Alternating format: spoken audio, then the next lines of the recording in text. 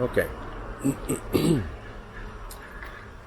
I'm sure you've got some questions, and I can explain. You see, he fell asleep on me before I had a chance to take my shirt off, so that's why I'm wearing a shirt. I hope you'll understand and forgive me. This is just the best. It's the best. Walking with this guy asleep on me it's such a ridiculous honor and privilege and just pleasure. Even when it's hot and I'm getting sore and tired and still have a long ways to go. Doesn't matter. It's amazing. Which makes me think about how, considering how much I value moments like this, it makes me so appreciative of my ability to do it.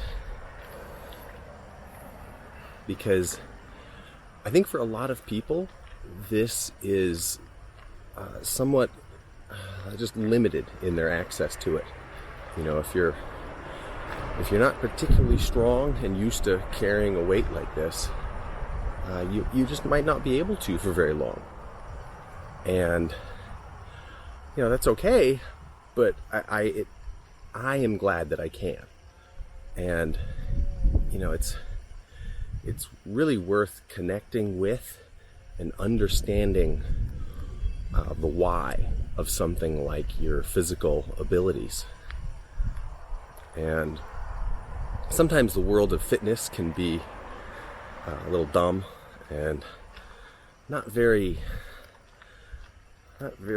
personal in its focus and intent, a little general and perhaps a little surface level, which I can be guilty of. But if you have a good connection to your own personal why of fitness, then it becomes, not just easier, but you have a better connection to it and meaning behind it. And so I just wanted to say that this is meaningful to me. And I feel connected to our own shared history as a species and how we had to carry our children all of the time, wherever we went, before we had the technology even to make some sort of sling or backpack to put them in.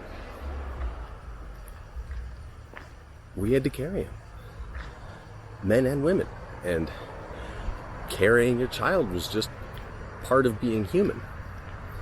And so I love feeling that connection. And I also just love the very personal nature of carrying him and feeling whenever he moves, I'm connected to him. I'm in tune with his needs. If he's getting uncomfortable or he needs to switch sides, and I'm there with him. It feels like special bonding time that I don't think it's a bonus. I think it's actually I think it is supposed to be there. And if I wasn't doing it, that would feel like we were lacking something that was necessary. Sort of like if you could imagine, comparing it to food. And I think this is a nutritious meal for both of us. And if we weren't getting it, if he was just in the stroller, I think we'd be missing out on some essential nutrients. There's this personal bonding time where we're close by and we're touching, and he gets to feel feel every step and feel my body and feel the warmth and all of that. That goes for both of us. And then there's the physical input. For me, it's great. I'm outside walking, and with the extra challenge of the load, God, it just seems so good all around. And I'm so glad that I can do it, and that I am motivated to do it because of my connection to the why.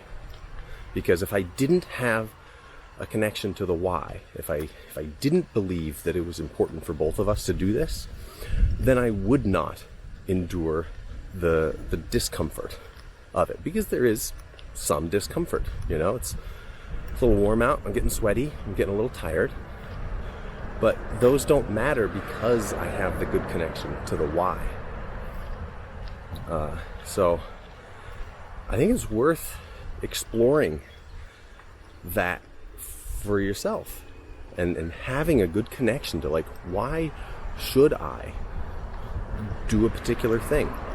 Especially if you're thinking about health or something like that. You're just not going to do anything if you're not feeling a strong connection to why you should be doing it. Otherwise, the inconvenience of whatever the thing is, it just won't. It'll prevent you from doing it. At least that's what it does for me. But here, man, I will take any opportunity I can to carry this little guy around while he's sleeping.